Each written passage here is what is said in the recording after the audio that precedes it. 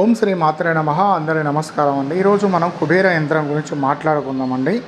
ఈ కుబేర యంత్రం ఎవరెవరు పెట్టుకోవాలి, ఎందుకు పెట్టుకోవాలి గురువారు అని చాలామంది అడుగుతున్నారండి. ఈ కుబేర యంత్రం అనేది 100 గ్రాములు ఒరిజినల్ బ్రాష్, 100 గ్రాముల పైన ఉంటుంది కానీ కింద ఉండదండి. ఇది 100% బ్రాష్ అండి. అయితే ఇది ఎవరైనా పెట్టుకోవచ్చు అండి. కార్లో పెట్టుకోవచ్చు, మనం ఇట్లా ఫ్యాషన్ కోసం కూడా కార్లో పెట్టుకోవచ్చు. తర్వాత మళ్ళీ మనం బీరువాలో పెట్టుకోవచ్చు, మీ పూజ మందిరంలో పెట్టుకోవచ్చు, మీరు ఎక్కడైనా పెట్టుకోవచ్చు. శుక్రవారం పూజ చేయొచ్చు, టైం ఉంటే పూజ చేయొచ్చు. లేని వాళ్ళు పూజ మందిరంలో ఈ కుబేర యంత్రాన్ని పెట్టండి. ఈ కుబేర యంత్రంలో మొత్తం స్టార్ ముద్ర ఉంటుందండి, చాలా చిన్నగా ఉంటుంది.